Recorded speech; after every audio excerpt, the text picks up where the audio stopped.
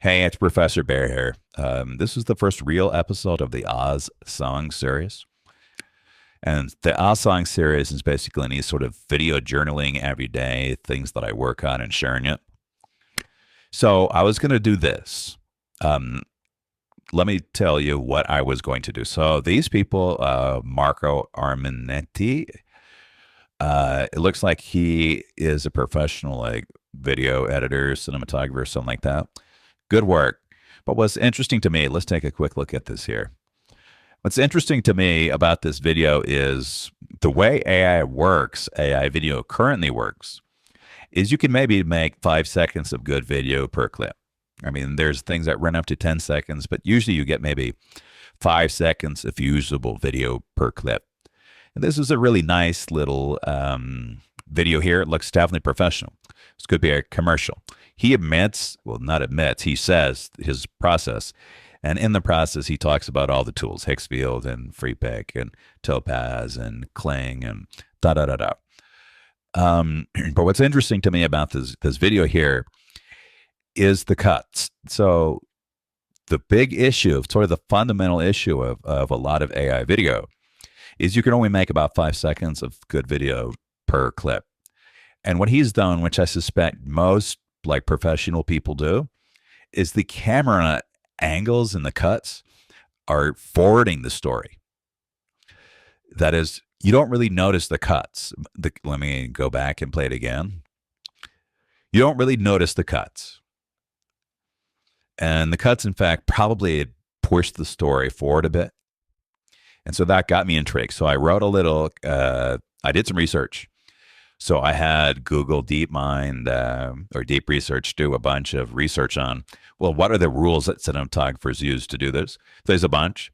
So I found them and got a bunch of rules, and I incorporated them into some AI, which then will help me suggest edits. Like we see it's from the behind, and then it's front view. And so what my little tool does is it sort of suggests what edits might be good to forward the story.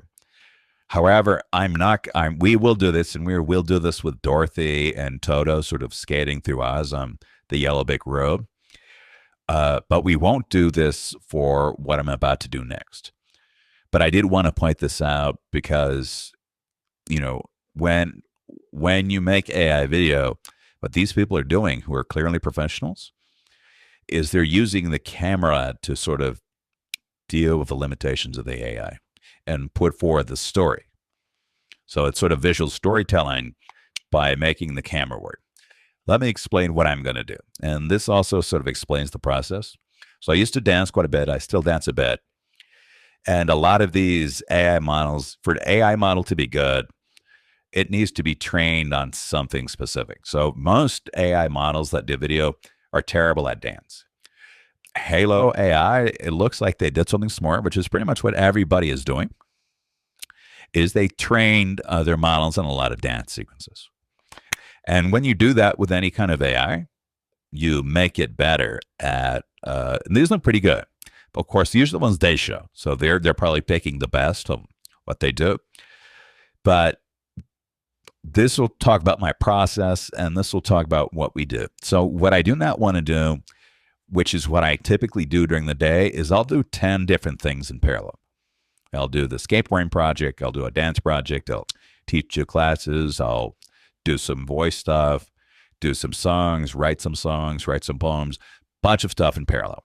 But I don't really want to do that in this series. What I want to do is I want to do something, finish it, then do something else, finish it. So of the things that sort of popped in my newsfeed, this is the one I think we're going to go with in the next one. So what I'm going to do, the first step of doing any of this stuff here, for me, because this is their sample, I could probably just take their sample and just redo it. But I don't want to do that. What I want to do is, for example, this one, belly dancing, I think I'm going to have Glinda belly dance in her Glinda castle. And to do that, I need to create a shot. So I'm going to start by creating Glinda in a shot like this, which means I need to design Glinda. I need to design her outfit and what she's looking at. I need to design her castle. So here I'm going to do another dance sequence. They're going to be the four, probably I'm going to have Cowardly Lion up front and Tin Man, and then Dorothy and Toto in the back, and do a little K-pop sequence. I think I'm gonna have to do the Scarecrow. My Scarecrow is a woman, by the way. She's gonna probably do a dance like that in front of a cornfield. I think I can have the Wicked Witch of the West, you know, practice her ballet. Uh, Another K-pop thing. I think this will probably be with maybe all the witches, Glinda and the Wicked Witch, and any other witch, Princess Ozma, that kind of thing. Then I think I can have do a duet here, a duet with a character I'm still working on, which is the Tin Man and Dorothy. So in order to do this, I could just, this is a free tool, by the way, and well, it's free for now. Basically, they allow you just to sign up and, have a limited amount for free. So you could just use it for free. This is what I'll do. I don't think I can even sign up. I didn't see a pricing thing here. I think they're one of those where they get a bunch of funding and sort of get traction by making it free for a couple months. But it looks like what they've done is train a bunch of models for very specific purposes, which is a good idea in AI. As you'll see throughout this series, I use a lot of different tools. And speaking of those different tools, what is sort of a bad idea is try to get a prompt which can recreate my version of the Scarecrow in my version of a cornfield in Oz. What I need to do is I need to generate the separate elements. For example, I need to generate Glinda in that pose, her castle behind her, and then composite those images. I need to start with an image. There's no way, and I'm really good at this stuff, there's no way I can prompt to get my Scarecrow, my Dorothy, my Cowardly Lion all together looking at that. Instead, what I have to do is I have to create each one in that pose in compositing. Same thing with all of this stuff.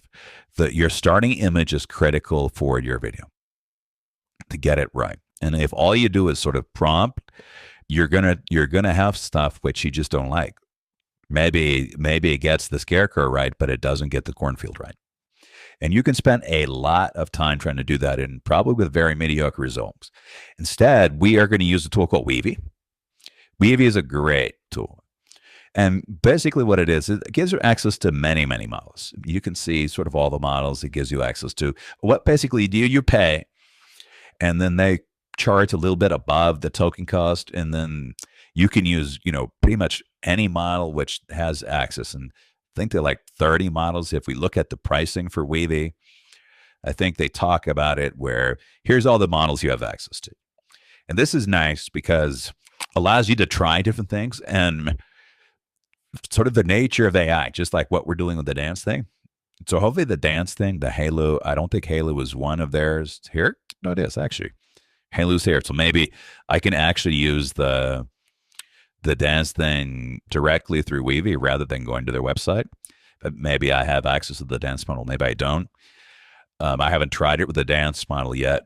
What's great about Weavy is the interface is fantastic. And you can try a lot of different models and just sort of pay for one thing. You don't have to sign up for all of these things. And more importantly, it gives you a tremendous amount of control. And what I mean by that is what we're going to start doing, not in this video, but in the next video, is start compositing. So I can take an image of sort of the colors of my eyes and use that as input. I can take my image of my Dorothy, use that as input. Then I can take my image of my Toto and use that as input. I can take another image of the background, use that input, and composite together something that looks great. So that's what we're going to do in the next one. I'm going to end this here. But basically what we're going to do is we're going to create the starting images with Weavy and other tools to allow us to generate just those images. And how it's going to work is, for example, I'll have the Scarecrow, my Scarecrow, and then I'll create a background for my version of a cornfield in Oz. And then once I have that image, and I can have it pretty close to this starting image, then I'll see if this tool works. It looks great. but the way you sort of figure out whether anything actually works is to try it. My assumption is the reason why they put these up here is they're sort of the best of what they got.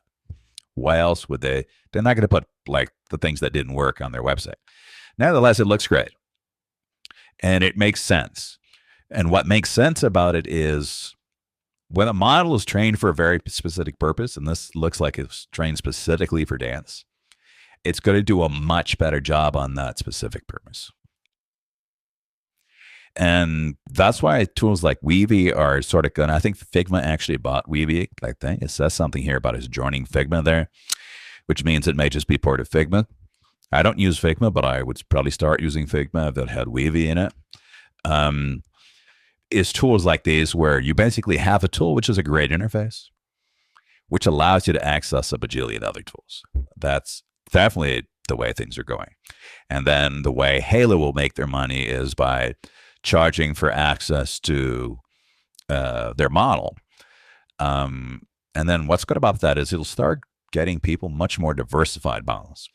What they're doing here makes a ton of sense. That is, they thought dance was a big enough market, and that's probably a smart move because a lot of people make bajillion sort of TikTok videos, that it was worth the expense of training models specifically to do dance.